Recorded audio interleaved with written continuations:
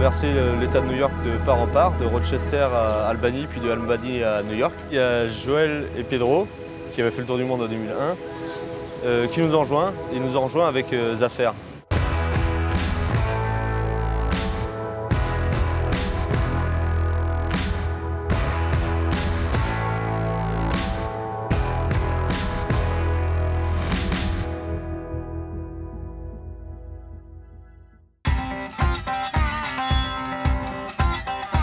Donc à ce moment-là, on était déjà en octobre.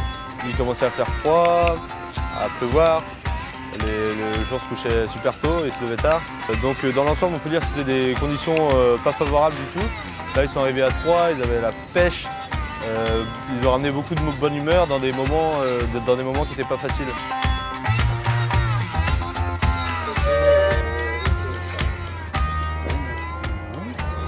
73 km, le petit périple, une arrivée sympathique, dans un camping fermé. En 2001, c'était certainement une des plus belles années de notre vie. Et là, de revivre ça au quotidien avec cette super équipe, ça a été comme un bon goût de ce qu'on avait pu connaître. Ça nous replonge un peu dans nos voyages à vélo où on va toujours de l'avant, on va toujours vers l'inconnu, on va expliquer ce qu'on fait aux autres personnes. On a retrouvé en fait tous les ingrédients qu'on cherche dans le voyage. Puis on a vu un Gérard comme on l'a rarement vu depuis plusieurs années. Gérard, il est en super forme. Il vit ça pleinement, malgré des conditions qui ne sont pas toujours évidentes. Il a fallu tous les jours faire plus ou moins entre 60 et 80 km. Donc il fallait tenir le rythme, et il fallait pédaler, on a eu des cassures, il fallait réparer, il fallait toujours de l'avant. Le moyen de déplacement de Zafer il est un peu différent du nôtre parce que son handbike il est électrique. Du coup on a besoin de trouver tous les soirs une alimentation d'électricité. Sur 2 semaines de voyage, on n'a jamais eu le problème de manque de batterie et on a fait des rencontres extraordinaires à chaque fois chez les gens. C'était magique. Et c'est là notamment qu'on s'est fait accueillir par Darlene. Darlene, elle tenait un ranch dans la campagne, en haut d'une colline. Et elle nous a vu débarquer à Neuf et elle a tout de suite bien voulu nous héberger. Et je pense que ce qu'on fait, ça l'a vraiment touchée. Et elle est même venue nous voir, elle a fait 500 km pour venir nous voir jouer au Feshnoz à New York. Je vais te mettre une grosse les chouilles.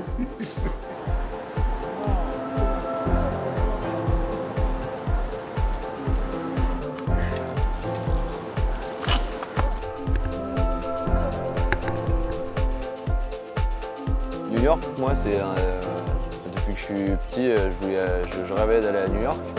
Et là, c'est arrivé là, je pense que je ne pouvais même pas d'arriver par le pont George Washington à vélo. Plus tu avances, plus tu vois les gratte-ciels qui apparaissent sous le soleil couchant. Et là, c'était vraiment énorme. Il a fallu 2h20 pour traverser tout Manhattan. Tu arrives, il est 21h et tu rentres dans Times Square à vélo. Il fait jour, tu as des écrans de dingue partout, tu as des gens partout, c'est une fourmilière. Et là, tu comprends pourquoi cette ville s'appelle la ville qui ne dort jamais. D'être accompagné par nos 3 compères du Tour du Monde 2001 et Zafer, c'est excellent.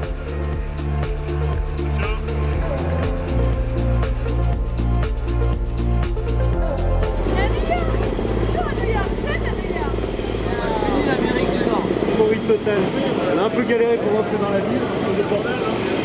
On a mis à peu près, 2 heures, 2h30 pour traverser Manhattan, peu par peu, étape par étape. Mais on a réussi. J'ai retrouvé ma maman. Je retrouve Catherine, Odile et Louis. Ah, c'était émouvant, il y a eu quelques larmes de versées. On est quand même séparés pendant un moment de ces gens-là, et ça fait du bien de les retrouver. Par moments, j'ai du mal à me situer si je me trouve à New York Ou à Quimper. ouais, ou à Quimper. On s'est retrouvés à faire un Feshnoz à New York, ce qui est quand même assez improbable. On a passé une super soirée à danser de la musique bretonne. C'est une sensation bizarre de danser sur de la musique de Feshnoz alors que tu es à New York. Quand tu sors de là, tu as des buildings, c'est courant, quoi.